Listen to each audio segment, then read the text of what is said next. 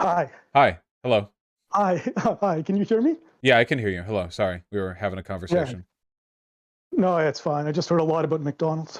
Yeah, nothing positive though, which is the least pro-American thing I'll be saying in this conversation. The rest of it will be jingoism. How are you doing? I'm good. How are you? I want to thank you sincerely for actually taking the time to speak about this. It's something I wanted to talk about with you, as you know. So, yeah, thank you. Yeah, no, the pleasure's mine. The last conversation I had in this was intellectually unsatisfying. So, I'm happy to have another one. All right, let's not bandy about at all. What do you disagree with me on with regards to the Syria, Kosovo, NATO intervention sort of broad topic? Yeah. So, in terms of the NATO intervention, I think there were. So first of all, there was an insurgency and a counterinsurgency, and the counterinsurgency was brutal. And so, I mean, the numbers, according to Human Rights Watch, by 1999, before the start of the bombing, were, I believe, 1,500 to 2,000 Albanian dead, and I think 300,000 internally displaced. So, I mean, in my view, that's a counterinsurgency operation that's brutal. I don't think it deserves the label of genocide or ethnic cleansing, to be honest. And I'll just be, upfront. I agree with people like Chomsky and others on this when they say that terms like genocide are just used far too loosely now in our modern discourse, and often, they're applied to cases where they don't fit or they don't meet the definition of genocide as outlined in Article 2 of the Genocide Convention. And I'm not just talking about Yugoslavia. Like I've heard people on the left call U.S. intervention in Vietnam a genocide, and you can call it many things. I don't think that's an accurate characterization of what happened there. And I would say that's also the case here. So I don't. Do you agree or disagree with that? I mean, I agree that like the terms that people use are always going to be weighted by the like bias they bring into it. We don't really have like hard, solid definitions when it comes to stuff like genocide. I think that with regards to what the Syrians did, though, I think it's pretty hard to avoid ethnic cleansing as a definition, because at by the end of the conflict, like over 1.3 million people, Kosovars had been displaced, which represents like more than half the current population of Kosovo, right? So, it represents like a massive exodus of people, like an unbelievable percentage of people, um, removed from the area, and that's, I mean, I think it's fair to characterize that as an ethnic cleansing, even if I wasn't tied to that specific terminology. I would still be in support of the NATO intervention. Like the terminology is just kind of like a descriptor there. Okay, yeah. So I agree that what happened after the bombing could be accurately termed ethnic cleansing. So I think where I would disagree with you is whether or not the NATO intervention was actually necessary, whether it actually, did was was a net positive or a net negative. I would side with the latter, and I mean I can substantiate that. I think, and I think there were alternative diplomatic solutions that were thwarted. The negotiations, which should have been pursued, and if those had been pursued and properly implemented, the counterinsurgency, the insurgency would have come to an end. I think that displacement would not have happened. Plus, you would have avoided all of the, bloodshed and suffering and damage that came with the bombing. So I think that's where we might disagree. Do you want to just tell me maybe why, or give your interpretation of the background events leading to the ethnic conflict, or why you support the NATO intervention? And maybe I can tell you what I agree or disagree with. Yeah, well, Albanians and Serbians have been fighting for I think maybe 5 billion years or something like that. I think Mhm. I think they've been fighting since both groups were made out of clay. I don't really know. They've been doing it for a while. And after it collapsed the Tito dies, Yugoslavia balkanizes, and the Albanians, the minority within Serbia, feels repressed by the government, which they pretty much objectively are. There are student protests, and protesters killed, internal conflict, which eventually exacerbates and sort of compounds upon itself. You have Kosovar separatists who, do some, I guess you'd call it light terrorism slash freedom fighting, depending on how you want to determine it. And the Serbians did what they called sort of a police crackdown that ended up displacing 1.4 million people and killing thousands. And that's like the broad swath of it. The problem is, though, that long before NATO involved themselves, hundreds of thousands of people had already been displaced. So the argument that like the ethnic cleansing element of the conflict was brought about by NATO intervention I guess indefensible, because things had already been kicked off by that point. Yeah, so certainly I agree that the counterinsurgency had already been kicked off. I think one issue here was that when the momentous event was when in 1989, Kosovo's special status as a province of Serbia was, special autonomous status was revoked. And when that was revoked, you had this peaceful uprising. It was led by Ibrahim Rugova. He mobilized nonviolent protests. He boycotted Serbian institutions, which is fine. Then there was a bit of a crackdown with police. The Milosevic regime shut down some Albanian language schools, dismissed bureaucrats, some teachers. And then in the mid-1990s, the KLA formed. And when the KLA formed, some key international players like Germany, like the United States, sidelined Rugova and basically started working with the KLA. And I do think this was a mistake, because I do think one of the aims of the KLA was to create an ethnically homogenous Kosovo. And this created fears among some of the other minorities there, the Serbs, the Roma. And I think, there was some dispute, I believe, or disagreement in your last debate. I've only listened to parts of it about the number of deaths the KLA was responsible for. And the estimates do vary. But, in 1999, the former British Defense Minister, George Robertson, who was also the former Secretary General of NATO, testified before the British Parliament that the KLA by 1999 was responsible for more deaths, not displacement, but more deaths than the Serbian security forces in Serbia. I haven't seen that backed up in any of the sources that I've looked at. Okay, people can look that up, though, if they want to verify it. It's George Robertson, testimony before British Parliament. It should come up. Sure. Yeah, like you're going to get a lot of varied testimonies, right? It seems like all the reputable sources that I've seen have estimated somewhere in like the low 10,000s for the Serbian police forces, and like a couple thousand for the KLA.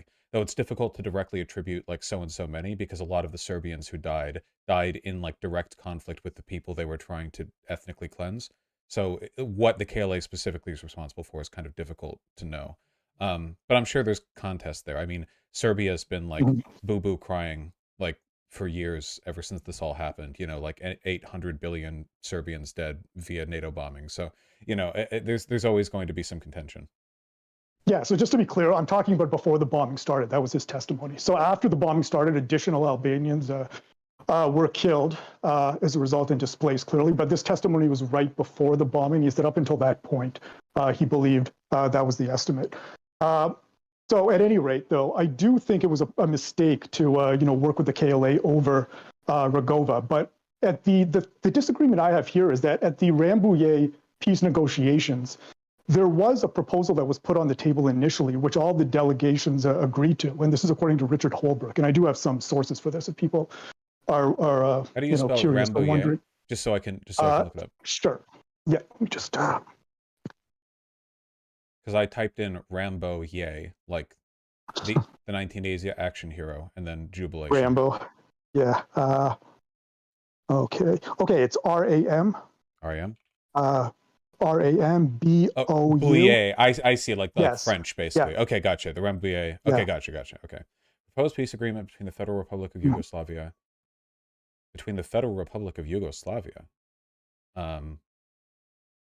Serbia and Montenegro. Okay, so this would have been... Okay. This was just preceding the bombing. This started the bombing. And so one of the proposals that was on the table was that the Serbs would accept an international peacekeeping force in Kosovo. That would have brought an end to the counterinsurgency campaign, some international observers, a decrease in Serbian security forces. It was agreed to by the Serbs, initially I think by NATO as well, by the Albanians. Then at the last moment, the US through NATO introduced this ultimatum, basically, which stated that they wanted NATO to have full control, be the occupying force of Kosovo, but also have access to all of Yugoslavia. Their forces should be allowed to roam throughout the republic. They would have powers of detention. They wouldn't be subject to taxation, and they wouldn't be subject to Yugoslav laws. So, clearly no sovereign nation would accept that. You can just imagine if at the Minsk Accords, Russia had made that ultimatum as a condition of peacekeeping in East Ukraine, and then so they wanted, access to all of Ukraine under those conditions. It would be rejected, and most people would recognize that is outrageous. And so once that was rejected, the bombing went ahead. And so I think if that alternative had just been actually pursued and implemented, all of that could have been avoided in terms of, the bloodshed of the bombing while putting an end to the counterinsurgency. Yeah, so it seems like I guess I don't really know where the issue at hand here is. NATO was only willing to go forward with this if they could just essentially militarily occupy Serbia, which Serbia wasn't willing to go with, which I guess makes sense. And it also seems like there was kind of a bugbear as to the methods by which Kosovo would maintain independence and the extent to which it would be independent. It says right here, the biggest problem for both sides was that the Albanians were unwilling to accept a solution that would retain Kosovo as part of Serbia, whereas the Serbs did not want to see the pre-1990 status quo restored. They were implacably opposed to any international role in the governance of the province, including the offer of a face-saving measure wherein blue-helmeted UN peacekeeping troops would be used instead of NATO troops. So I don't know. I guess it's kind of difficult. I mean, if they really wanted an end to the conflict, why wouldn't Serbia just like stop ethnically cleansing, right? Like the Kosovo region was already like sort of legally distinguished. It was already a recognizable area. If the Serbians were willing to give Kosovo autonomy, they could have just fucked off and left. So it seems like the fact that they wouldn't just do that kind of indicates to me that like they weren't really acting in good faith here, right? Like why? Like what? If they're willing to do that, why not just do it, right? Yeah, well, they didn't want to immediately, I think, they didn't want to immediately revoke control over Kosovo as part of Serbia, but they were willing to allow an international military force, and they were willing to hold negotiations on its status, I think, in 3 months after the date of the occupation. So, I mean, if that had... Yeah, well, that's what I think is an unreasonable ask, like of any sovereign country at that point. I mean, there were negotiations that could have happened. But the Albanians also didn't want it. Right. But I mean, you understand, like in the context of an insurgency and a counterinsurgency, usually a state will not want to completely revoke control over the territory where you have that insurgency until there's some kind of a defeat or some kind of a mediated solution and agreement. Well, that's why we gave the Serbians a defeat by bombing them, right? It seems like I feel like Serbia kind of lost the right to dictate the diplomatic terms of Kosovo's independence when they started doing an ethnic cleansing. Like, Serbia might have had a right to sort of peacefully negotiate this, but they held on to Kosovo while oppressing the Albanian minority for as long as they could get away with. And then when things finally came to a head, rather than going to the negotiating table, they just started instituting an ethnic cleansing. I feel like the Serbians didn't really have a right to determine like how this happened. They should have just fucked off. Like, sorry, you lost Kosovo. They just don't want to be a part of Serbia. Yeah, so I mean, I think one problem with that was, again, because of the legitimate, so simply making it independent, the issue there was also the legitimate fears that some of the ethnic minorities in Kosovo actually had. So the Roma, the Serbs, where they feared an independent Kosovo headed by KLA rule. And there were other diplomatic solutions on the table. So one that was offered by the former president of Yugoslavia in the early 1990s was partitioning Kosovo along ethnic lines. So the majority Albanian areas would then have full autonomy and be independent, but the areas which were ethnic enclaves of Serbs or the Roma would have the right to remain part of Serbia. That was rejected by, according to Human Rights Watch, Rugova rejected that, but it could have been also pursued at Rambouillet, and it was just not even discussed. So I feel like these other channels or these other solutions, I think, could have been adequately pursued without going through with the bombing. But they were doing an ethnic cleansing. Like, every day that they continued to wait out Serbia's demands, like, Serbians killed more and more innocent Albanians.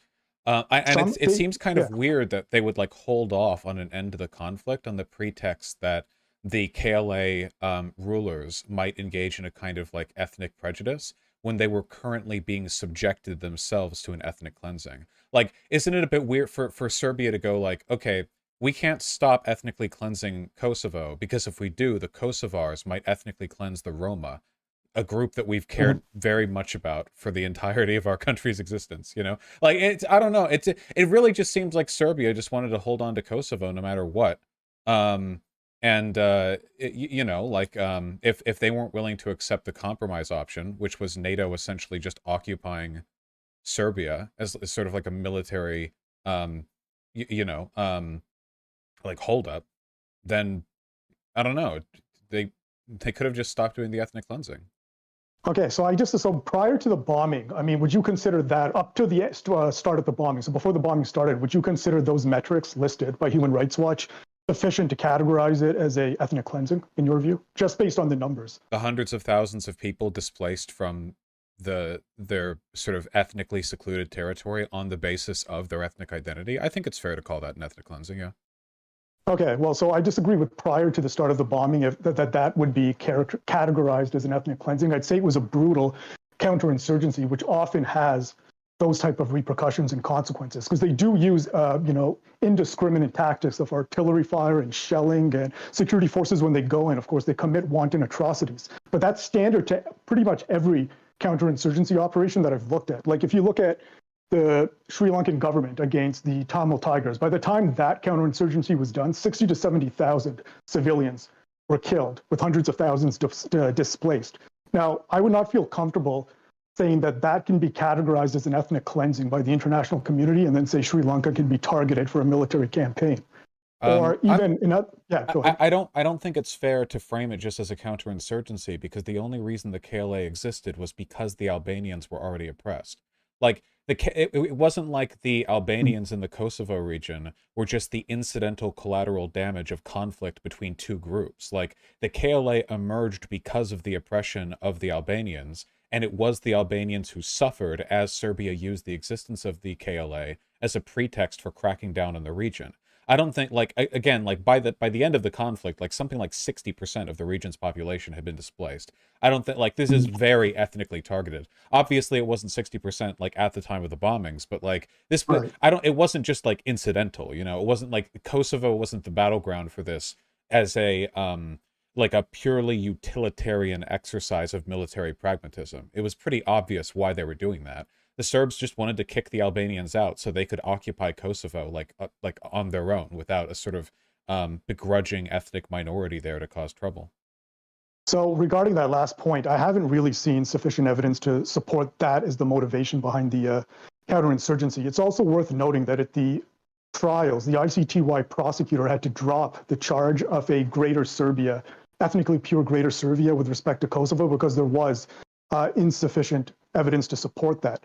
And one of the strongest pieces of evidence against that, I think, is that the counterinsurgency, the timing, it didn't start when Rugova was heading the nonviolent resistance. And at that time, there were fewer eyes on Kosovo from the international community. So if that was always the motive, why wait until after the insurgency began to kick off the counterinsurgency operation associated with most of the violence and displacement? I mean, right? In terms of the timing, it doesn't make too much sense if that was the underlying drive and motivation behind it. With respect, this is like one of those, if Hitler wanted to kill all the Jews, why'd he try to displace them to Madagascar first kind of things, right? Like, we can, like, it's pretty easy to go back and look up how Serbians talked about Albanians then and how they do now.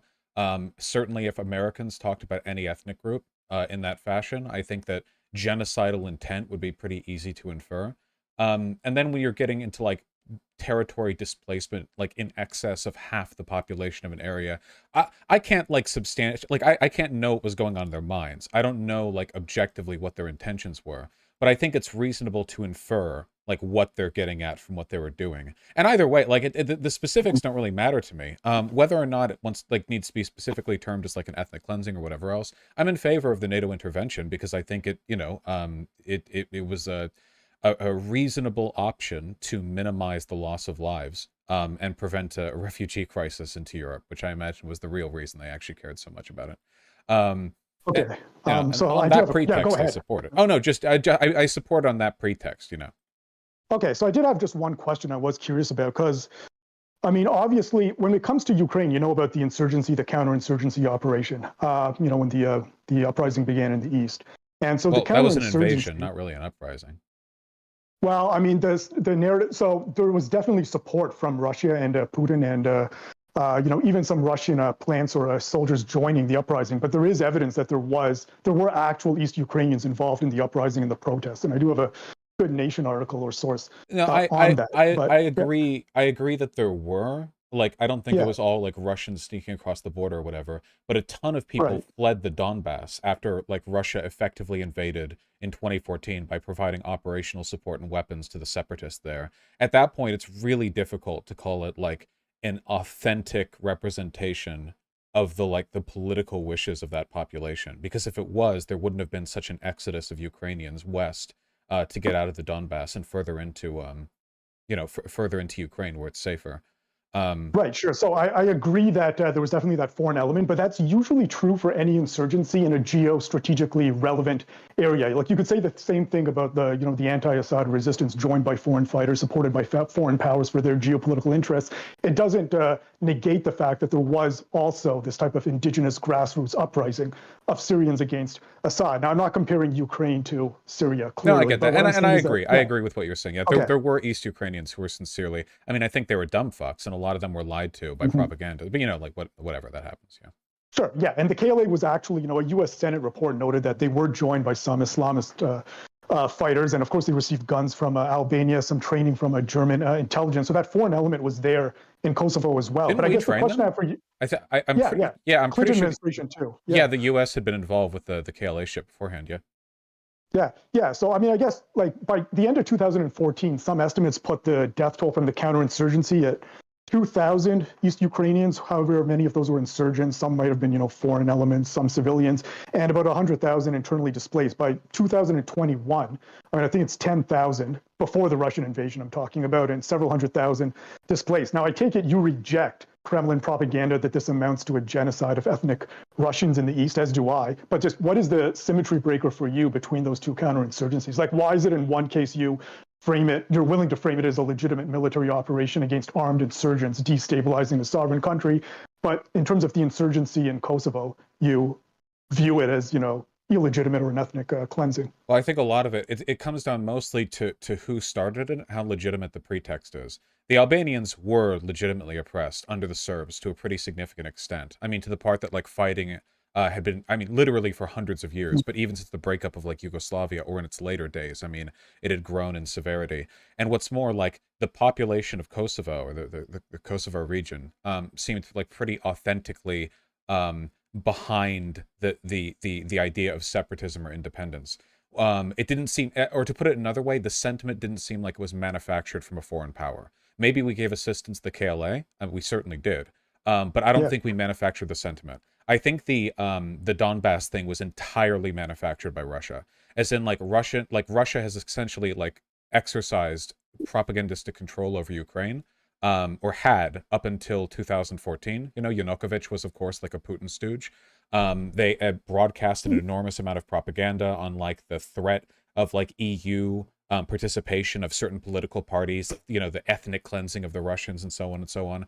None of which was really substantiated. There were some things in Ukraine that did trend towards kind of like a suspicion of Eastern or like Russian speaking people, but I don't think any of it came even like remotely close to an ethnic cleansing. We're talking like there was that one law they framed where they like it's illegal to speak Russian, when in reality it was like service workers should speak Ukrainian first but Russian if asked, or some shit like that. Some like very inconsequential stuff, considering the fact that Russia had attempted a soft coup with Euromaidan and Yanukovych. So I think the sentiment there was illegitimate and manufactured. Like everything that happened in Ukraine, the separatism, the Donbass, like this was all just like clockmaking from Russia. But I don't think any like America or anyone else had to like make Albanians feel like they were being oppressed by Serbians. I think the Serbians did that just fine on their own. So that's like, because there are separatist groups all over the world, right? But like at the end of the day, you have to draw a line. Like, okay, well, who's bullshitting here, and who actually does have like a real claim? Like, which areas would benefit from independence? And that's what I try to apply, I think. Okay, yeah. So in the case of Kosovo, in terms of the degree of oppression and the dynamics of oppression, like I don't think it was as clear cut as some people make it out to be. It was mainly run by Albanians in the 1980s. There was those protests at the University of Pristina, when they were demanding independence as a republic, just as opposed to simply a province with a special autonomous status. That was rejected by Macedonia and Serbia. I think protesters, about 11 were killed by the time that was done. And then after 1989, when the special autonomous status was revoked, it was actually endorsed by the Kosovo Assembly and the Serbian assembly, and that's when the protests started. But it's not like the oppression. I mean, I think in the last bit you made the comparison to, you know, Israel and Hamas, and I think the difference here is that those dynamics of a military occupation, they're not present in Kosovo. Like, it's not conquered territory that's being militarily occupied with, you know, ongoing settlements being used to displace Muslims to bring in Serbo-Orthodox Christians, or, you know, Serbian-only bypass or highway roads, like fragmenting the territory. And they did displace over half the population of Kosovo, which is that is a pretty big number, right? Like, I think, like, Israel can do what Israel can do because we fund them, right? Like, America gives them that power. I think that Serbia, like, if Serbia could, like, if they had the power, I think they would, like, fucking slaughter the Albanians. I think they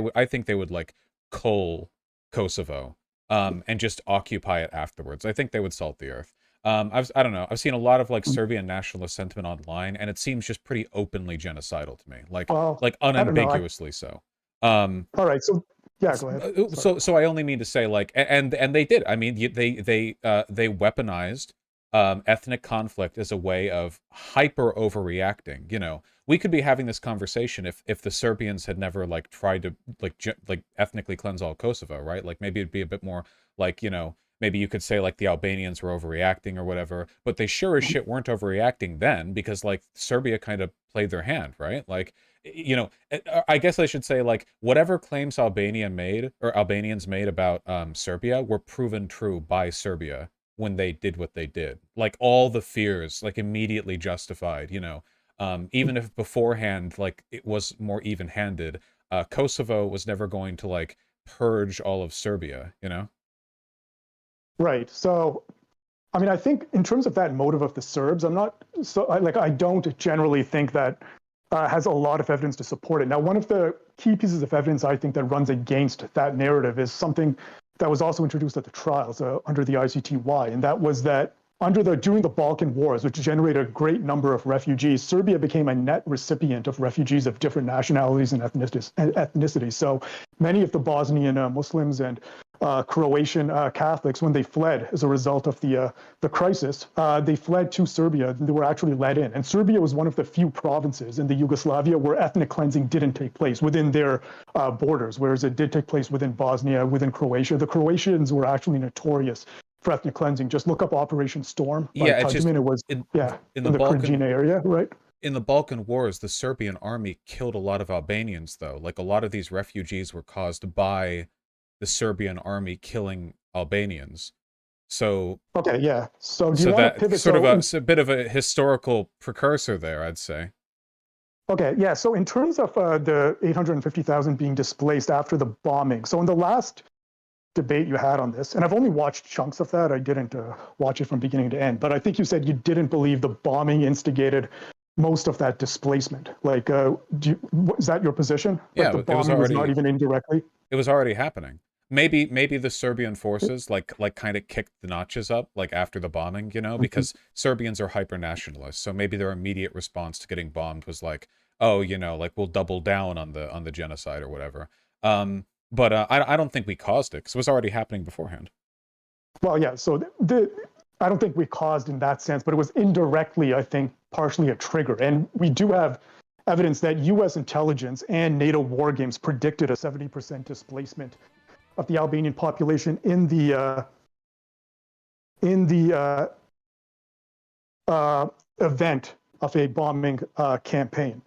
And this was known to U.S. intelligence and to NATO, and yet they did go ahead with that. And so what happened is they interpreted the bombing as air cover for the KLA, and then they operationalized their contingency plan. Now, given that U.S. intelligence and NATO knew this from their own war games and their own intelligence, the fact that they went ahead with that, knowing that there were these other diplomatic solutions that were available, I think does give them secondary responsibility for that. It's at least a form of negligence. So did the intel say, like, the Serbians will stop displacing all of these Albanians unless we do the bombing? Because they could well be saying that even if we do the bombing, there will still be displacement afterwards. But there would have still been displacement afterwards if they hadn't done a bombing, because the Serbians were still doing the displacement. Right. So to justify the bombings, I think you need two things. Number one, you have to be able to argue that the displacement would have accelerated inevitably, even without the bombing or the military intervention. I don't know if there's, I don't think actually there's sufficient evidence for that. But the other condition is that there couldn't have been some alternative diplomatic solution. And in my view, there were two diplomatic solutions which were not pursued. The one was the international military presence and confining it to Kosovo with negotiations in 3 months after the beginning of the occupation, and then the one about partitioning Kosovo along ethnic lines. So given that those alternatives were there, the Serbs didn't want to let go this, of Kosovo, like, no matter what. They wanted to like hold out the water and like delay, you know, like, oh, you know, in 3 months we'll do a vote on whether Kosovo wants some degree of independence or whatever. But I think Serbia doesn't get to negotiate. Like, I don't think, but like, I think they get for a sovereign state, don't you think? Wait, no. Germany was a sovereign state. I don't think they get to negotiate after the war after, or either, right? Like, we hanged their leaders, you know, made a big show of it. It's fine by me.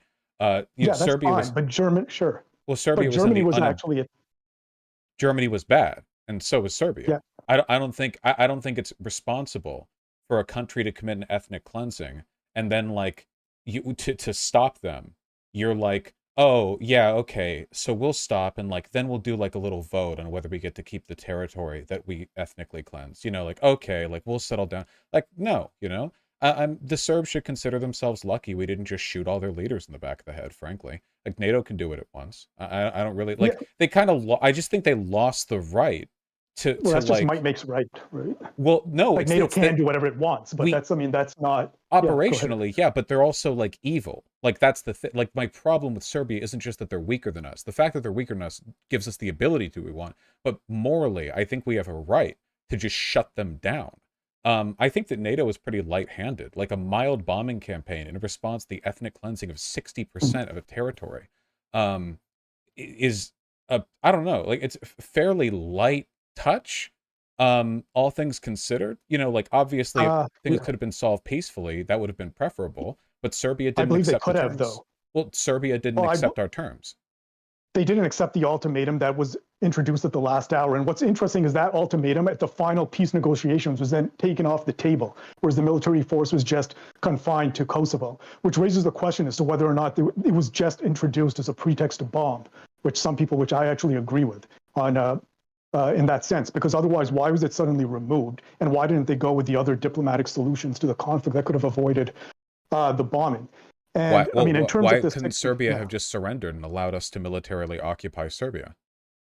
Well, no sovereign state is going to do that. Okay, why are you suddenly using national sovereignty as a defense when the country at hand here committed and was committing an ethnic cleansing? Like, it's weird to me. It'd be like you can make that argument about Nazi Germany. Like, oh, you know, you can't occupy Germany. Why did we bomb Dresden? Like, why didn't we accept the terms? Like, I don't care. Like, you know. We didn't even properly invade Serbia. The death count could have been a lot higher, right? But we kept troops off the ground. You know, it was just a bombing campaign. A couple hundred people died. Unfortunately, some of them were civilians. You know, that is deeply unfortunate. But I do not think Serbia has a right to dictate the mechanisms by which we keep them from cleansing like 2 million people. If we get involved, like, they just have to surrender. You know? Okay, so, but the last part, I generally don't think that there's no room for negotiation and they should just surrender to whatever was put on the table. Like, that final proposal that was put on the table, the ultimatum, I don't think was reasonable, especially when the same effect, in my view, could have been accomplished with the previous proposal that was accepted by all sides until the ultimatum was put forward. But regarding the bombing campaign... hold on. It wasn't accepted from all sides. Serbia was never on board with Kosovo independence. No, so they wanted to negotiate that within a few months after the international military. Yeah, that's not that's not okay though. Like, you can't just let a nation state do an ethnic cleansing and then it's like, oh, now that you're serious about it, we'll back off, and then we'll like decide. Like, no, first priority is like Kosovo independence. Get the Serbs the fuck out of there, right? Like, establish like total political sovereignty for the Kosovo region so that all those displaced people can go back to their homes with no ambiguity.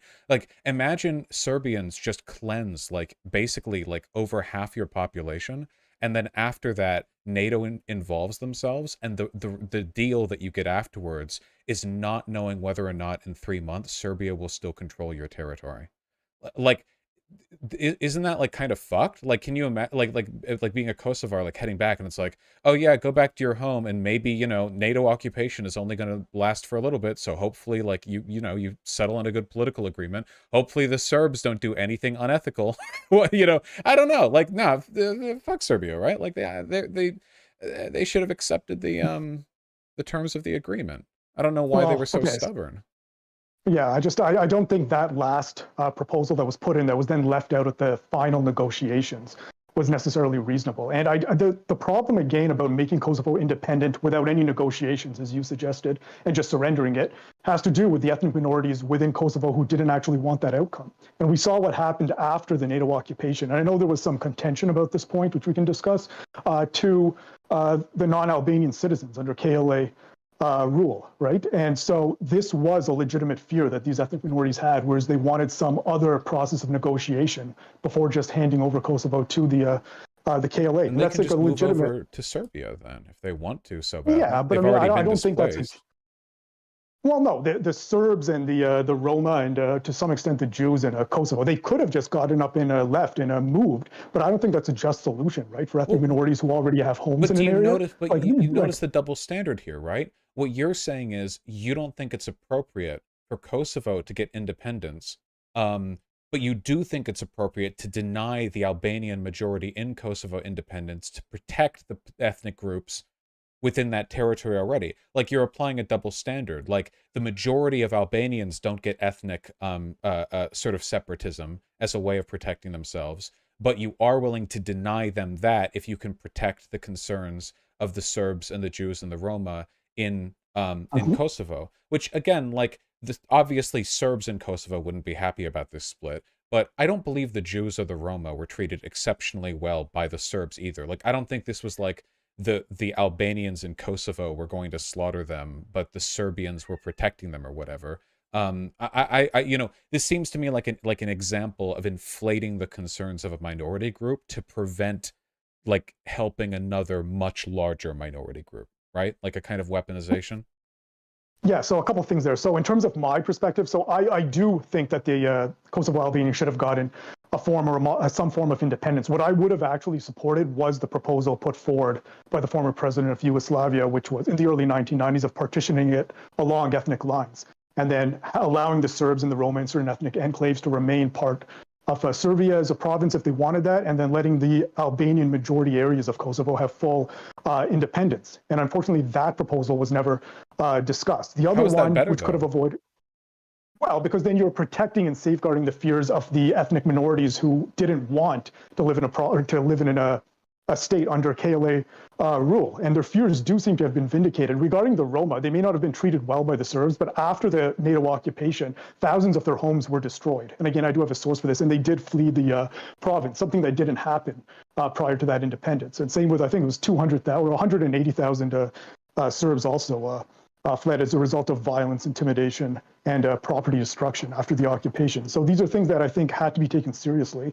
And it was unfortunately a main driver of the entire Balkan Wars, because repeatedly the European Union, at the time the European community, would say the republics had the right to independence or to self-determination, which is fine, but then large numbers of the ethnic minorities in those republics who, in the context of nationalism, didn't want to be a part of those independent republics, didn't have the right to their autonomy to join the other republics where, you know, their ethnicity was the majority, and that drove a lot of the civil war. It's unfortunate, and I think, you know, that should have been properly negotiated and discussed before a bombing campaign. But in either way, Kosovo would have been independent. If there was a vote to Kosovar independence that was left to the population of Kosovo, the Albanians in Kosovo are by far the majority ethnic population, and they absolutely would have voted to their own independence. I'm looking at the treatment of the Roma in Kosovo right now, and most of what I'm looking at are the people who were hurt and displaced by the Serbians when they invaded.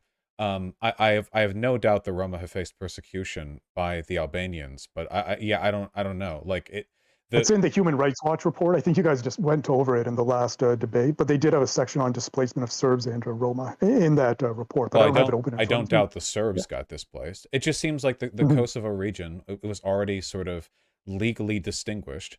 And as long as it was already distinguished and it was in the process of being ethnically cleansed, like I think you can fairly treat Serbia like an invading army and just sort of grant Kosovo the independence at that point. I don't see why it should be made like legally subservient to Serbia in any way. Yeah, so I guess, yeah, my disagreement is just the same about, in terms of what happened to the minorities there. And in terms of the bombing campaign, because I've heard you say this a few times, you say it was light touch or that it was, a price worth paying in terms of, Kosovo's independence. But what are you basing it on? That it was light touch or that it was a very mild bombing campaign? Well, we could have nuked you. Oh, sorry, not you. Okay, but that's not a, I'm not Serbian, by the way, just to make that clear, yeah. You guys, broadly. Yeah, I mean, I kind of operate on the presumption that if NATO wanted to, we could sort of level any portion of this planet into fine ash.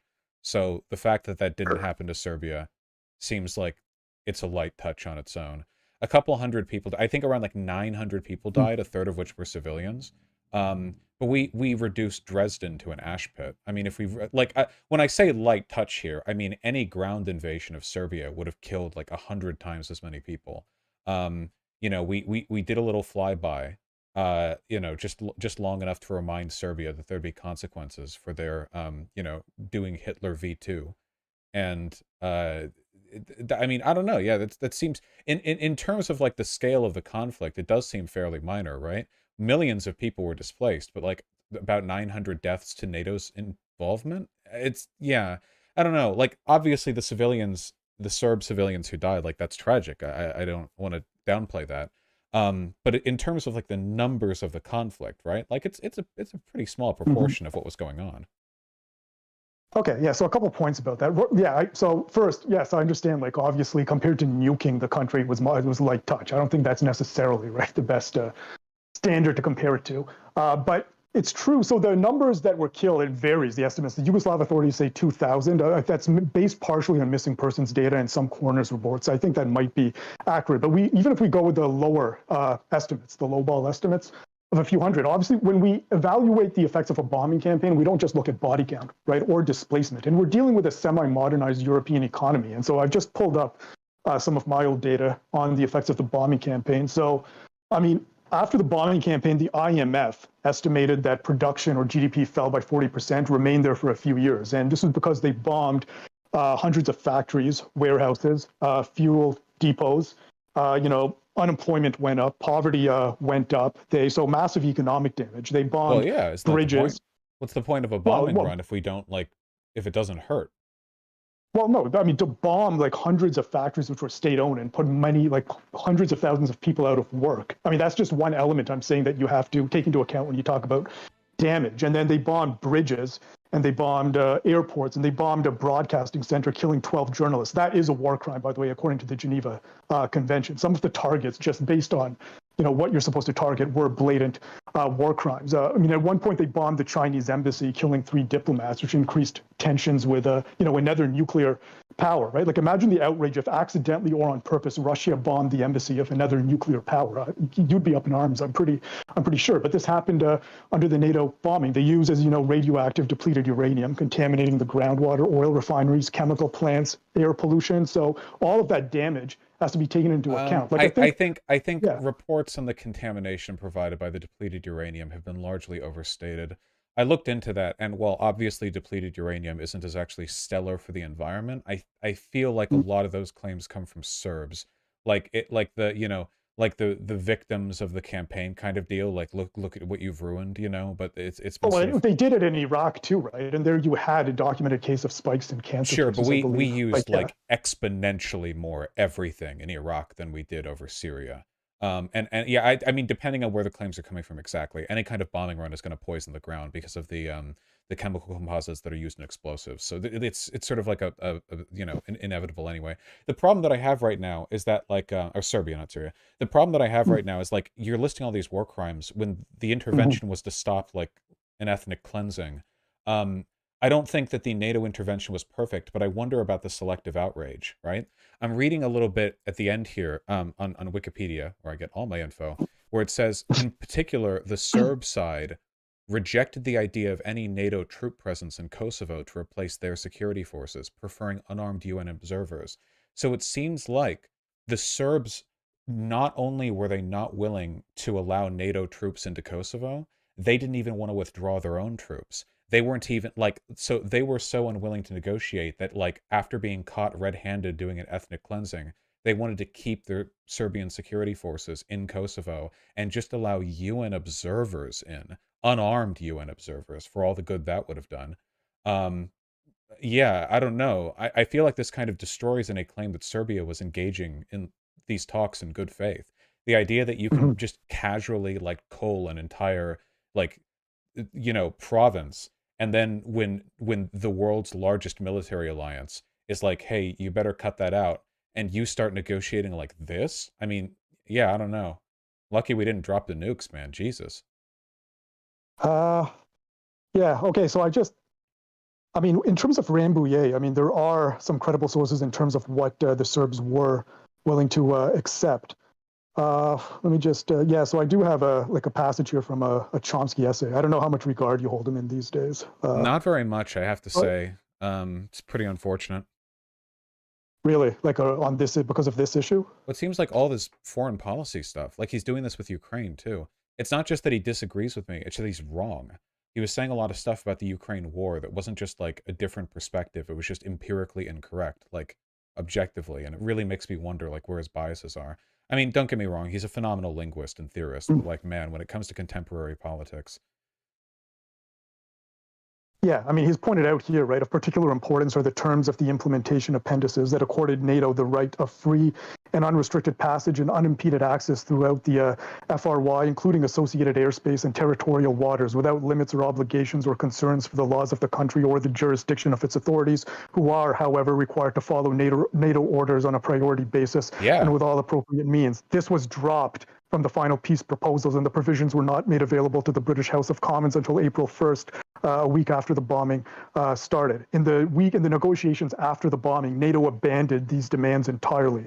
So, along with others which Serbia had been opposed. So again, I mean, it just seems NATO was, during these negotiations, interested in thwarting the peace proposal, I think because they wanted that pretext to bomb. The Serbs weren't even willing to entertain the idea of NATO occupation in Kosovo. The Serbs weren't even close to like meeting with any kind of reasonable, that like NATO troops have to be in Kosovo. That's non-negotiable. Why can't it be an international military presence made up of multiple countries, though? Like, so they can. why would you be opposed to that? NATO is an international alliance made of multiple countries. I know, an international presence made up of NATO countries and non-NATO countries. Because I don't want to hold off and give the Serbs 2 extra weeks to do an ethnic cleansing so we can wait for the Russians to show up. No, I think NATO's just fine. And again, they don't get a right to choose. They're literally like in the middle of an ethnic cleansing here. And it's like, oh, no, you can't stop us now. Go get a more fair alliance of people to stop us from doing the ethnic cleansing. Like, what is this? Like, we wouldn't have done this with Germany. We didn't the fact that Serbia still exists at all and wasn't just made into like Greater Kosovo or something, or Greater Albania, is a testament to our abstemiousness. But like, do you understand the stuff you're discussing here is like ridiculous, right? Like the Serbs are like, no, you can't bring your NATO troops in to the province that we're like ethnically cleansing. Like, why not? Well, yeah, I just think in this case, the diplomatic solutions would have avoided a lot of the bloodshed. They didn't. They weren't willing. There is no diplomatic solution that doesn't involve NATO troop presence in Kosovo. Like this is literally like saying like, let's find a diplomatic like solution with Germany so we don't have to do a ground invasion of Germany, but they're not willing to like let allied troops into their concentration camps. Like so what the fuck? Like, no, that we don't accept those terms. We will liquidate your country. Yes. So the analogy to Germany, I do believe, is actually misplaced for a number of reasons. Like the least of which is that, well, the most important one being is that we're talking about violation of national territorial sovereignty under German invasions and aggression throughout World War II. I'm talking about the Holocaust. Even if Germany had never invaded neighboring countries, I still would have supported liquidating Germany after the Holocaust. I don't care. I think that our invasion of Germany would have had just as much a pretext, even if they had never invaded their neighbors. Okay, yeah. I mean, I don't, but in terms of even the Holocaust, let's say within German borders, No, I do. But in terms of the German Holocaust within the borders of Germany, I don't even think that's an apt comparison to the counterinsurgency operation in Serbia. A better comparison would be Sri Lanka's, for example, counterinsurgency, which caused far more bloodshed. But I wouldn't look at those metrics and infer from that a deliberate ethnic cleansing or genocidal campaign on the part of the Sri Lankan government, and then say it's reasonable to demand a military presence or face bombing. But yeah, if 1.4 million people displaced by the end of it, I would say that warrants military presence. What else is going to keep the bloodthirsty Serbs from continuing to kill these innocent people? Okay, so the 1.4 million. So this is another point that I agree with Chomsky on regarding what happened after the bombing. So given the intelligence reports in terms of the contingency plan the Serbs had in place, as he points out, given this knowledge, the displacement cannot be used as retrospective justification for an act that indirectly contributed to it. Like that's just not reasonable. Total bullshit. Complete horseshit right there. They had already displaced nearly 500,000 people by the bombings happened. You can't go like, oh, we were going to stop the displacement, but then you bombed us, so we had no choice but to do the extra 900,000 people. I think that's such a denial of Serbian agency. They went in there knowing what they were doing. Their military tactics were not just counterinsurgency; it was a full culling. And then for them to go like, oh, well, we were going to stop after the 500,001th Albanian, but after the bombing we had no choice. I don't think that's true at all. There was absolutely no sign that Serbia was going to stop. This would only be legitimate if there was evidence that Serbia had wound down and everything was already coming to an end, and then NATO kicked it up again. But no such evidence exists because the Serbians and their military force were acting exactly as genociders would. There was just no indication that they weren't just going to cut through all of Kosovo and just sort of purge the territory, Okay, yeah, I mean, prior to the bombing, I think they were acting in line with a brutal counterinsurgency operation. And the ICTY prosecutor wasn't able to present a compelling case and had to drop the charge. That level of a pre-planned ideological program committed to genocide or ethnic cleansing was in place, irrespective of whether or not the bombing took place. But I mean, in light of what I think are viable diplomatic channels or diplomatic solutions that could have been pursued, they could have pursued diplomatic solutions with Kosovo before doing the ethnic cleansing.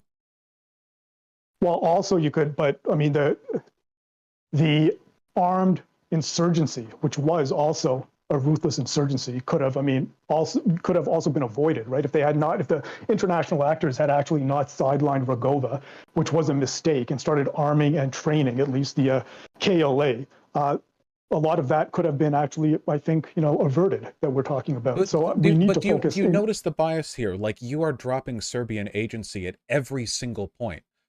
No, I don't. I believe Serbia has primary responsibility for what happened after the bombing. Primary. Because historically the Serbs have mostly Albanians have suffered at the hand of Serbs. Historically, the Kosovo region has been vying for independence for longer than you or I have been alive by far.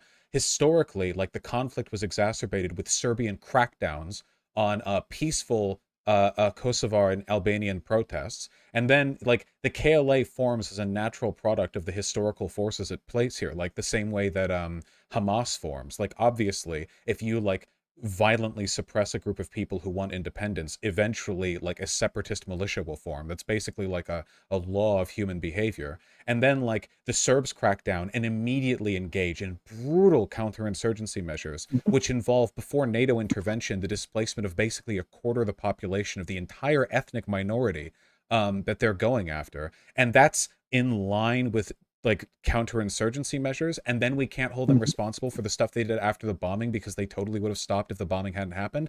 All of this is just playing defense for Serbia here. I think that really we could have just vaporized their Capitol building, killed all their leaders, and imposed a puppet government if we wanted to. That probably would have been better. Honestly, but that's just again, might makes right. I mean, I don't know what the argument that's there right is, right? Makes right. That's right makes right. We did the same thing with Germany. Yeah, so I understand that, but yeah, I don't believe that counterinsurgency was comparable to the Nazi Holocaust. Even using the term counterinsurgency when the end result of this ethnic cleansing was 2/3 of the population being removed is itself a sort of emancipating language. It's already whitewashing. Counterinsurgencies don't involve the displacement of 1.4 million people. That's just that they don't. Okay. That's just not like it was just flatly an ethnic cleansing. You targeted that language at the beginning of the conversation, and I think it's part of an effort to kind of like whitewash the Serbs here. That this was just some kind of like, you know, standard conflict that NATO muscled in on, as opposed to what it really was.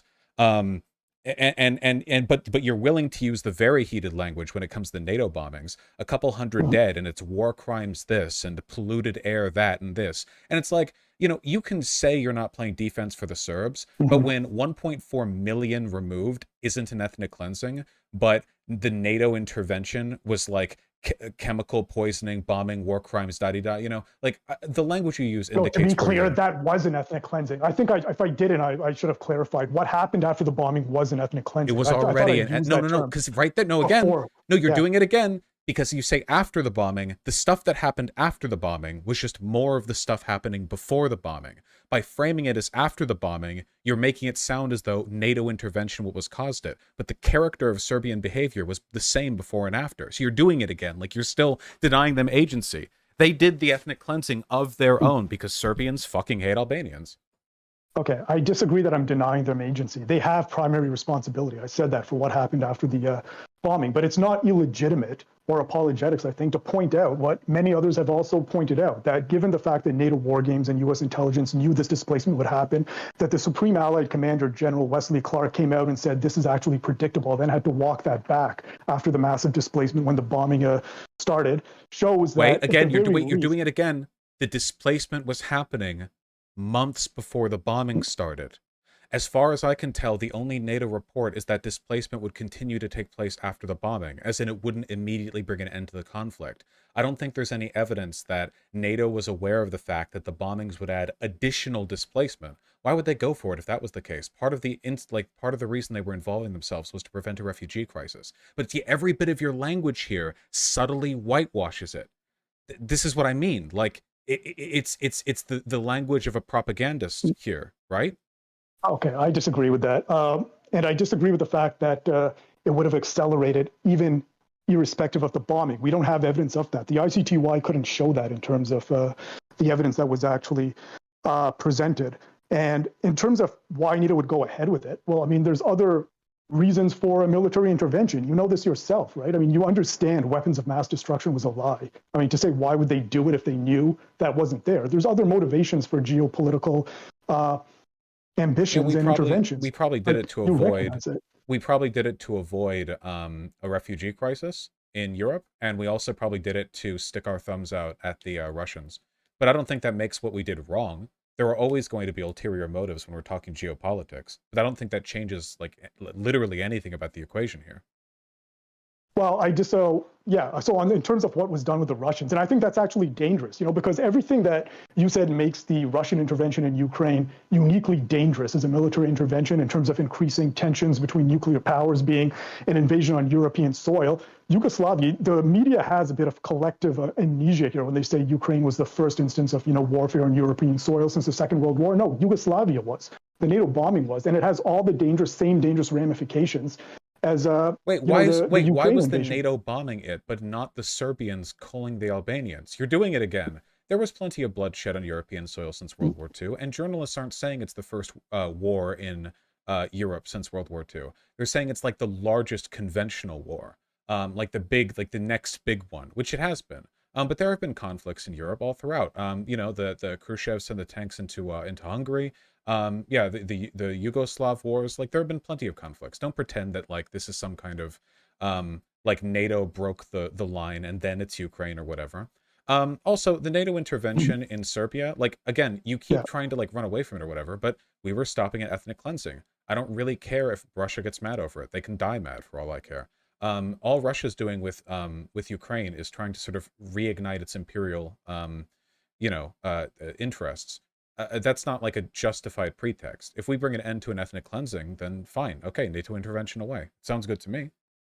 Okay, so I have a couple of questions here. So you're saying it was done to prevent an ethnic cleansing or a refugee crisis. So why do you think the United States and Germany or NATO didn't intervene after Operation Storm when the Croatian military ethnically cleansed over 200,000 Serbs from Krajina and killed over 1,000, including women and children? I don't know. I don't know enough about that conflict to make any specific claims.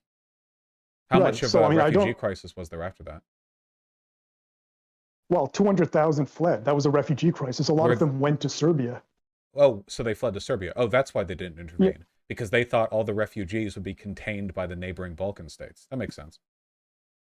Yeah. Some went to Serbia, and some went to some other. I believe it was some other republics and provinces there. Yeah. But even just not doing anything, like actively supporting or arming. I mean, corporate mercenaries were involved. German intelligence was involved. This was something that was underwritten and supported by these powers. The idea about a refugee crisis, and they didn't know where they would all go after they were cleansed necessarily, right? So the fact that they didn't act in that instance indicates that there were, I believe the primary factors behind the bombing campaign were economic, not humanitarian, not to stop But no. or to demonstrate anything to the Russians. When I say to prevent a refugee crisis, I'm making an economic claim. I don't think that America gives a fuck about Albanians. I mean prevent Right. people from streaming into Europe, thus putting pressure on European countries and NATO members. That's what I'm talking about. I don't think that America or NATO or whatever was acting like altruistically here. I just think that our geopolitical interests happen to overlap with altruism. Okay, so there is a thesis that the bombing was also motivated by a desire to essentially dislodge the one area in Eastern Europe that had not fully, succumbed to neoliberal reforms. I take it you reject that thesis. Yeah, I reject that. If Serbia So that didn't is want to get something. bombed, they shouldn't have painted a big "please bomb me" sign on themselves. No, well, I'm not talking about what they might have wanted, just in terms of the motivations for the intervention. And here we also have Strom. The former Undersecretary, Assistant Secretary of State to the Clinton administration, wrote a book apparently, or he wrote a foreword to a book, in which he says, and again, this is cited in Chomsky, but he points out that one of the motivations was that this was one area in Eastern Europe after the fall of the Cold War where economic reforms, neoliberal economic reforms, had not taken hold. And a number of the industrial firms, manufacturing plants were still in state hands. And these were not inconsequential. Some of them actually competed with leading manufacturing industrial firms in the OECD countries prior to the bombing campaign. The bombing campaign, targeted hundreds of these factories and these industrial centers. I don't buy this as sufficient pretext at all. If our real goal was to punish them for not being more amenable to the shock doctrine, we could have been way the fuck meaner to Serbia. I actually don't know if I agree with that premise, because the U.S. does have some. It's not Nazi Germany, right? There are some constraints that the United States has to abide by because it's a hegemon, and hegemon means you rule the world through consent in addition to coercion. So they're not going to do things. Wait, are you implying which are just? No, we could have dusted Serbia. No. We totally could have. We could have. Yeah, we absolutely could have. Yeah, 100%. Yeah.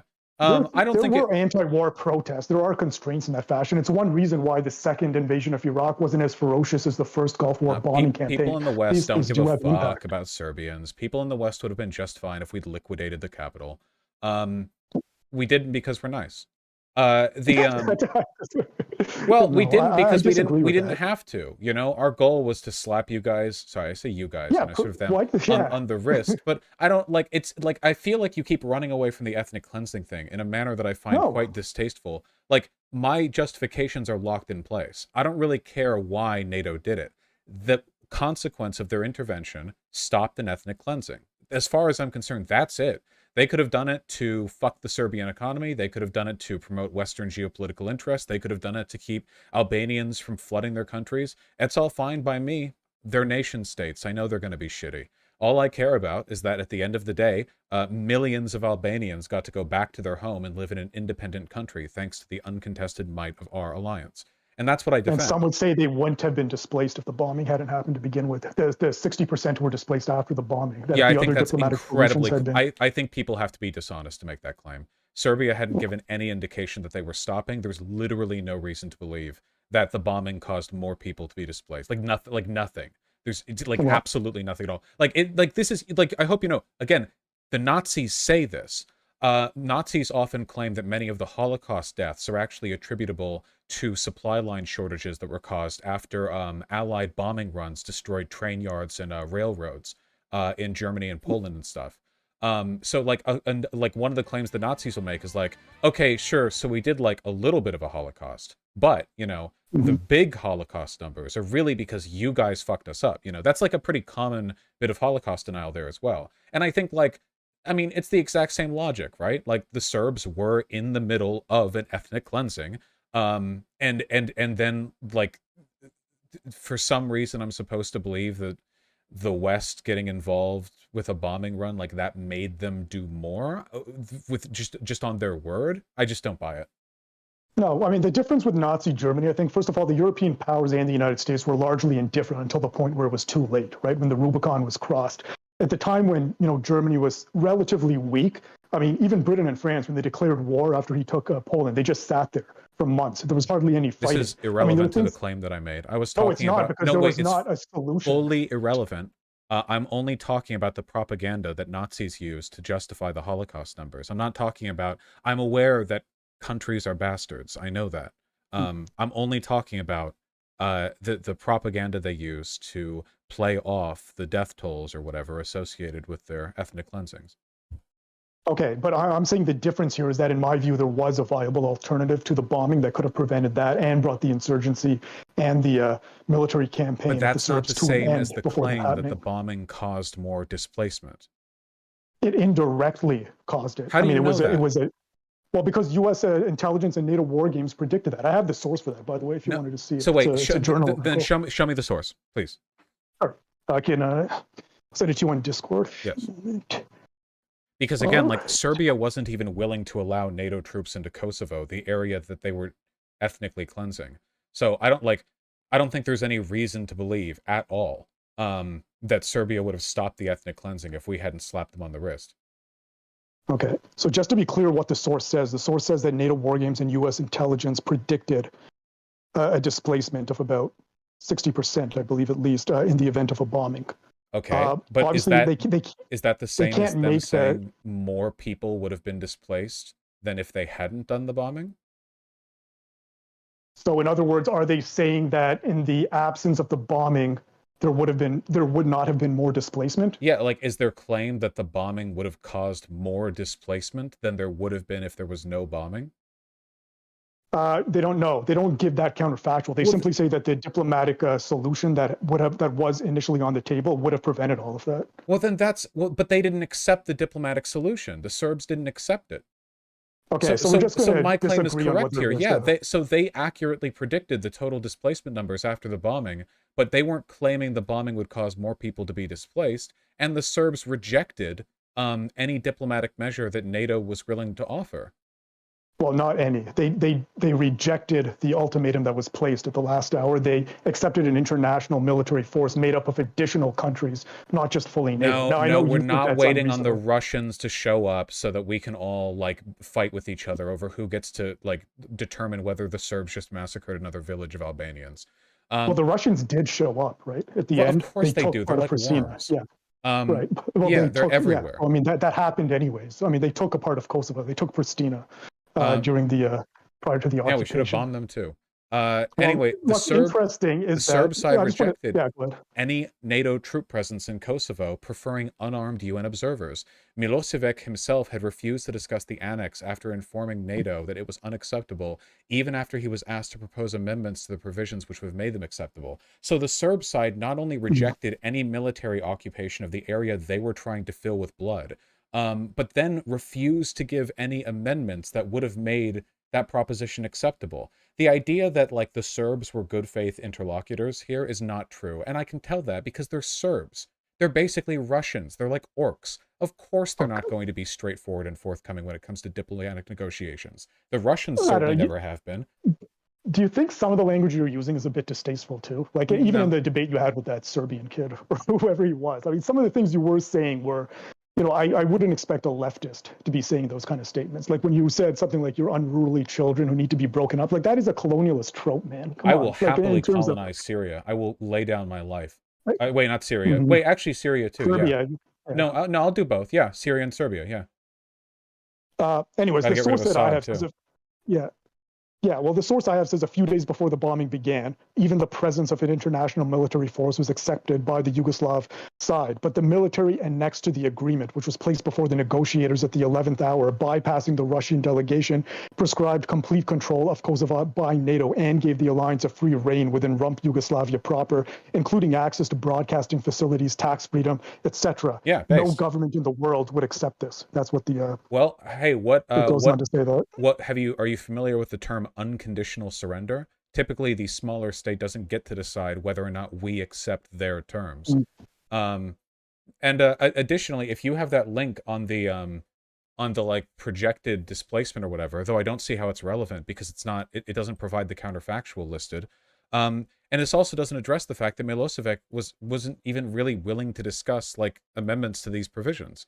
Because again, they're Serbs, right? Like this is how they are. They're like mini Russians, and You don't think Russians that's are. racist? Like, come on, that's racist. Like that, they're Serbs. That's just how they are. I mean, you are against like what that when you're saying they're Serbs. That's how Every they are. What interaction do you I have imply? with people defending Serbia or Russia online, they're literally like Nazis. Like they're like full on like genocide deniers. Like it's really weird.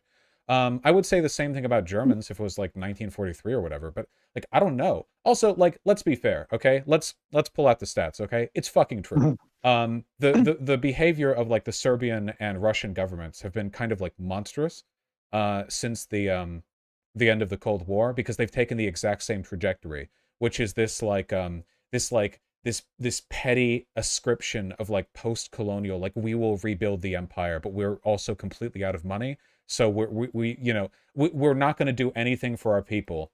We're going to like let them languish, but we are like sort of ideologically committed to making the world a worse place to live for like these given groups of people. It's not my fault. Like the Serbs wanted to kill the Albanians, and still do. I mean, you can see plenty of like current stats on their like international relationships. With like, I think it's something like 80% of Serbs don't even think there's a reason to engage in diplomatic negotiations with the leadership of Kosovo, which is insane because Serbia doesn't even recognize Kosovo. So what do you think the Serbian people want if they don't recognize Kosovo's independence and they don't want negotiations? They want another culling. The Russians are the same way. The Russians, have been saturated with like anti-Ukrainian ethnic propaganda about how the Ukrainian, it's not a real people, not a real country. Like I don't know, like Serbia and Russia, not the only countries, but like these two specifically, I think, are just very ideologically committed to ethnic cleansing as like pretext for their national legitimacy. And every time this comes up online, it's like, I don't know. Like, I don't get it. Like, why as leftists are we even talking about this? Like, this is like arguing over the political provisions afforded to like Mussolini's Italy, like after the collapse No. or something. Like, why? Like, why? I There's mean, I nothing think as leftist here. leftists, we should be mindful that humanitarian intervention has often been used as a pretext to bomb sovereign countries and to actually implement, ulterior policies. Said the American isolationist in 1939. Yes, I know. No, I'm not just talking about the United States. Clearly. No, but that's what they all said. like European powers. They said the same thing. Isolationists and fascists have long been allies. Back in World War II, many of the loudest isolationist voices in the States were fascists who were sympathetic to Hitler's cause and wanted America to keep their hands off so Hitler had a better chance of taking over the whole of Europe, This has been the case in many such conflicts. There have been plenty of leftist isolationists whose real position is that we shouldn't get involved in, like, say, historical conflicts surrounding China or Russia or whatever. Or all the hands-off Syria types who are gleefully rubbing their hands and drooling as they see Assad, like, massacre his own people. Like, I'm very suspicious of isolationists because it seems like every time isolationism comes up, like, in the left, it's like, here's an example of like a genocide America shouldn't have worked to prevent or something. Or like, here's a genocider that we shouldn't be supporting action against. And like, I don't know, like why? Yeah, I mean, I do tend to, broadly, I'd say lean to the isolationist direction. There are, of course, I'm not a pacifist. There are cases where any power, even imperial powers, will legitimately marshal military force. I don't believe this was one of those cases. And I would actually be curious. I mean, you were against the 2000, I don't know, like still if you are now, but the 2003 invasion of Iraq, are you against that still? Yes. So can you tell me, I mean, just if you look at the death toll or say the Kurds gassed by the Ba'athist Party and all those atrocities, what is, like, if it had been framed as a humanitarian intervention and, it was a democratic administration that launched it, would you still have been opposed? Or, like, what is the difference? Oh, there's a context in which I would have supported the Iraq War. It just wasn't the one that happened. If there was some kind of, like, very disciplined, like, action plan, like, okay, in and out, these are the good guys, these are the bad guys, good guys are going to be in charge, all right, let's go, kabamo, then I think that would have been acceptable. Also, if there was a kind of ethnic separatist tension, like some kind of like Kurdistan like type situation, if they were being like cold, like border to border, and our intervention was framed in such a way, like I think that would be acceptable. Of course, that wasn't what happened. Obviously, like the whole Iraq invasion was like entirely supported by lies and incompetence, like the whole way through, and there was not like nothing at all there. But in the Kosovo situation, it was pretty upfront and direct, right? Like you already have a legally and ethnically autonomous region, Kosovo, that's currently in the process of being sort of reduced to a soup by Serbian police forces, and all we really have to do is like go in there, knock Serbia the fuck off, and sort of ensure Kosovar independence through military force. And we were able to get that done in like no time at all, right? How long did the bombings take place? 78 days, 79 days. That's pretty quick by like military intervention standards, like 2.5 months. That's pretty okay, I'd say. Yeah, it's the effect of the bombing, right? I mean, we already went over how it destroyed the infrastructure. Hey, well, guess what was happening to Kosovo? I'm not shedding tears over Serbia. If they didn't want to be bombed, then they could have not done the ethnic cleansing or ceded to NATO's demands to occupy the Kosovo region and ensure its independence. But they didn't. They fucked up on every level. So, like, I don't know. I just think there's a bit of a double standard. I don't think you'd be willing to apply that standard consistently to other cases in the way that you're framing the counterinsurgency and the insurgency in Kosovo. I think I can be pretty consistent. The mid-1990s and 1999. Well, I mean, there's other cases like Sri Lanka, like Ukraine, where you had similar metrics in terms of the I don't know. Well, so outcomes. hold on. Ukraine is not remotely comparable. For reasons I've already described. I don't know enough about Sri Lanka to really say. Maybe I would agree with Sri Lanka. But I'm not anti-interventionist. I'm anti-imperialist.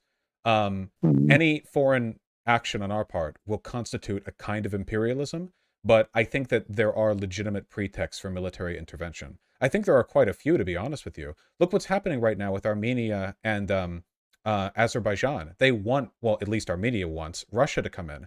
But Russia can't because they're broke as shit. But if America could come in, well, maybe some Armenian people could be protected. Tajikistan and Kyrgyzstan, Tajikistan attacked Kyrgyzstan. If that turns into a full invasion, does America have the right to go on, send, I don't know, troops or whatever to go intervene? Realistically, we can't do this. There's no political capital, and we wouldn't really benefit from it that much anyway. It's not adjacent to Europe. There's reasons why we won't. But theoretically, like, could we do that and be the good guys? I think so, yeah. Okay, so in principle, you would have also then, given the right conditions, supported the invasion of Iraq in 2003, just if it wasn't done through lies and there was more competence in terms of the bombing campaign and the invasion, and the bombing of Libya is also something you could potentially get behind. The conditions are critical, right? Like the conditions involved are going to determine my support of any kind, right?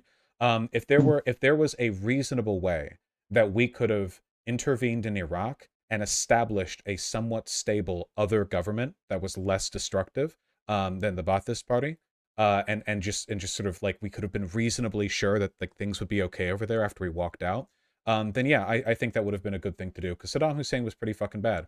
The problem is like that can't really happen in Iraq because there wasn't really like any challenge to Ba'athist rule. Whereas like the Kosovo Serbia thing was practically right in our back door, and it's like really small and contained. Like we could keep Kosovo separate and safe. Like we did have that power. Like we could ensure that, I think. Yeah. But stuff goes wrong sometimes too. I mean, obviously nobody's happy with how Libya went down, so Yeah, I mean, I think there was a cost to the Kosovo intervention, and certainly, the 200,000 Serbs and the Roma who fled. I mean, it just wasn't done properly, and the KLA. I mean, it was their mandate was well known, and sidelighting Rugova, working with the KLA, arming the KLA or training the KLA at least before the bombing, and then scuttling diplomatic solutions to the bombing, which devastated semi-modernized European country, is a problem, and I think that was imperialist. Do you think there's anything weird at all about the way you loaded all of that, and all of this is like overshadowed by the 1.4 million displaced by the ethnic cleansing done by the Serbian police forces? Like, the way you framed all of that, you can Hmm. attribute at most a few thousand people dead due to the KLA. Most of the people who were, most of the Serbs or Roma who were displaced in Kosovo, their displacement took place by the Serbian police forces. I mean, it's not as though Serbs are ethnically immune to the bombs being fired by Serbs, right? Like the Serbs and Roma displaced within Kosovo were largely done so by the Serbs. Um, and what's more, like again, you attribute maybe 1,000 or 2,000 deaths at most to NATO intervention. All of this is phenomenally overshadowed by the deaths and displacements caused by the Serbian police forces. But you don't lend that event the same like rhetorical weight when you talk about it. Like you don't when you do your run through on all the bad things that happen, like that escapes your Hmm. notice. It doesn't like that makes me very suspicious because this is often the language that I see from propagandists, you know, Well, who no. will cultivate like the way they frame a series of events to maximize the rhetorical impact of a bunch of minor things, and then like the major thing that started all of it is like, oh well, you know, and always it's like, well, that wouldn't have happened if X or Y or Z. But I mean, the Serbs did it, and it was the worst thing by far that happened, and the Serbs rejected reasonable diplomatic demands. So, you know, it seems like they kind of brought it on themselves. I think the Serbian government's more responsible for the death of their own people at the hands of the NATO bombings than NATO is, considering we offered them diplomatic outs for the bad shit they were doing.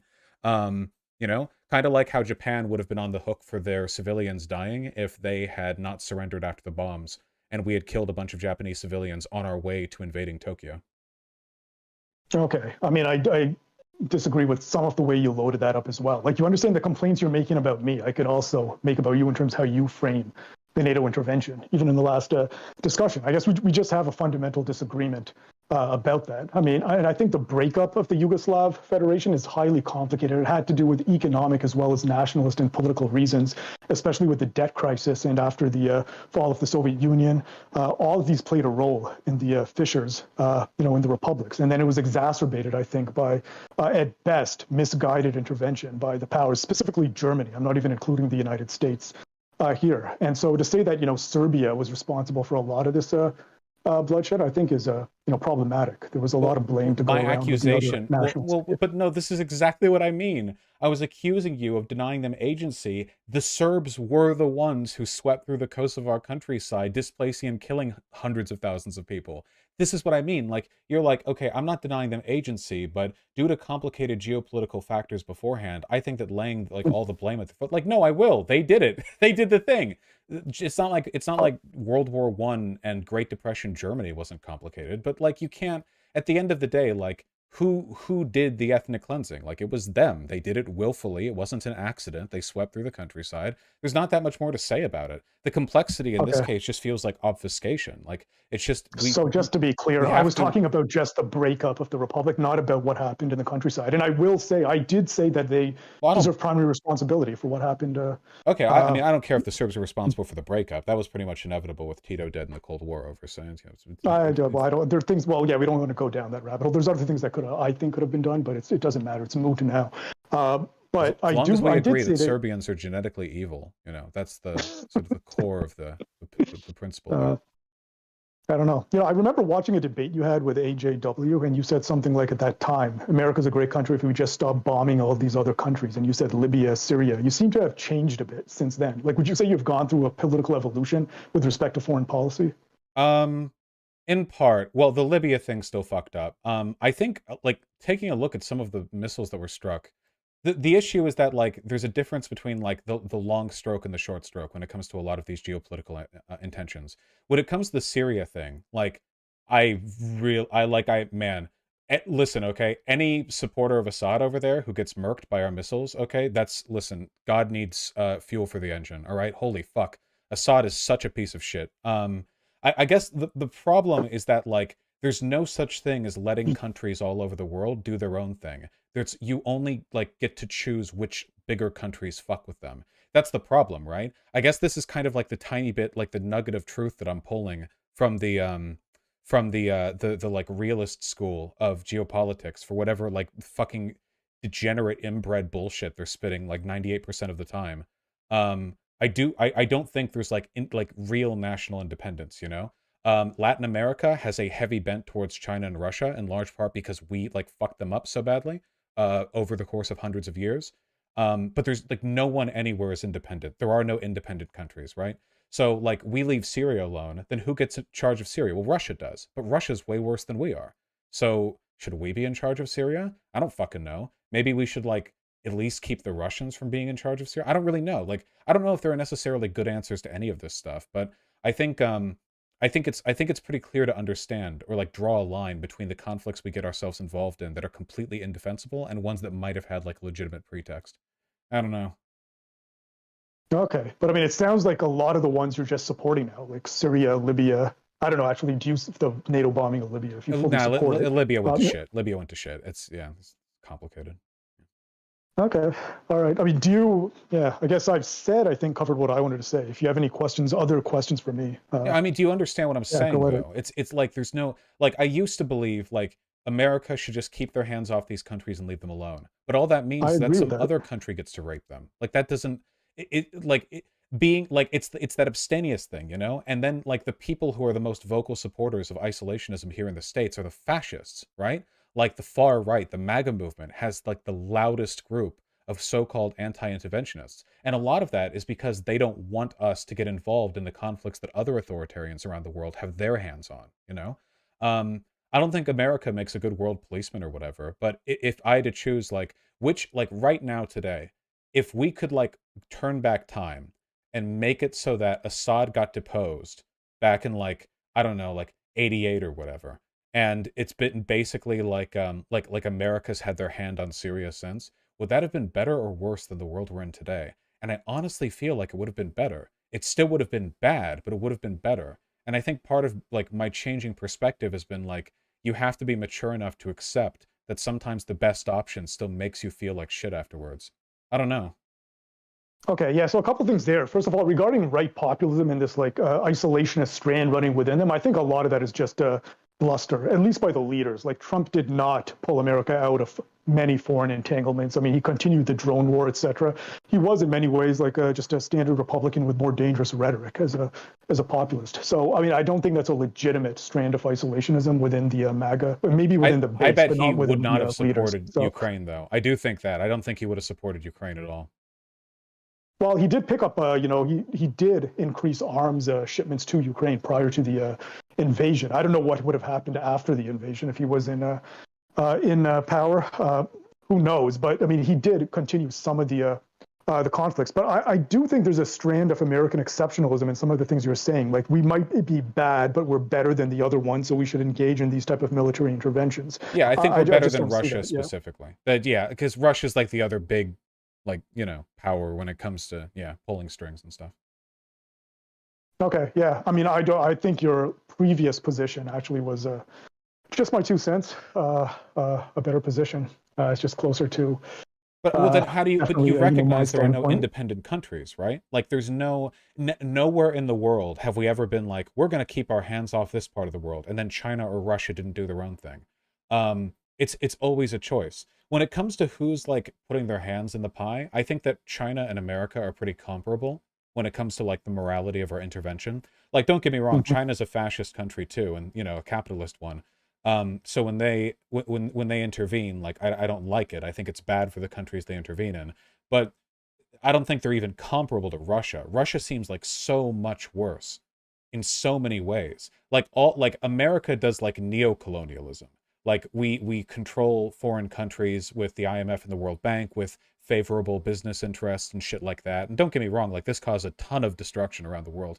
And China does the same thing. But like Russia will just go in and just just like yeah dude, let me just set up a propaganda wing to like deny gas attacks on Syrian civilians or something. It's just so much more overt and worse, as evidenced by the fact that they're doing like an actual fucking ground invasion, like it's the mid 20th century, you know? So I don't know, like Mhm.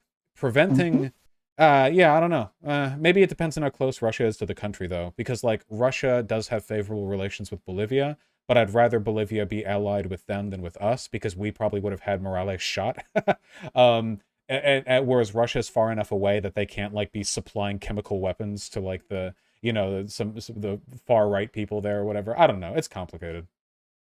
Yeah, okay. So yeah, I agree that America is mainly using neo-imperial or neo-colonial tactics, economic domination, and U.S. hegemony is, preferable clearly to Russian hegemony. I don't think military options are off the table. Yugoslavia is one option, and I agree with something Arundhati Roy, I think it was her who said it. She says America uses the checkbook until we need the cruise missile. So when economic dominance can't be enforced, then military force is used, and that is a nefarious form of imperialism.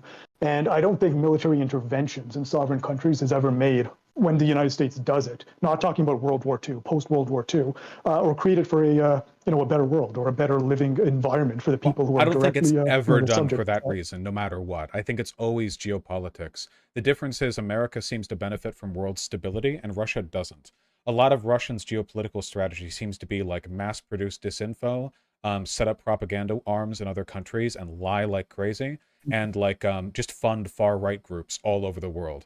And just the more instability, like threaten everyone with nukes, just the more instability, the better for Russia. Whereas America, because we're like the most developed country economically, or at least, whatever, close to it, we benefit from all the checkbooks being kept orderly. We benefit from all the trade shipments coming in right on time. I don't think America wants war that interferes with our trade interests. So for that reason, I don't think we really do war for economic reasons anymore, as much as we do it for geopolitical and social reasons. Like when it comes to Afghanistan and Iraq, right? The idea that Iraq was mostly about oil is like kind of like a 50% meme. A lot of it seems to be a product of a kind of uniquely American pathology, sort of like like we need to be the world police. So after 9/11, like we have to put our boot down on Iraqi soil, like we have to finish the job or whatever. And a lot of that seems to be more about like local polling than anything. Because if we invaded a country that we were economically interested in now, we'd kind of be fucking ourselves over, right?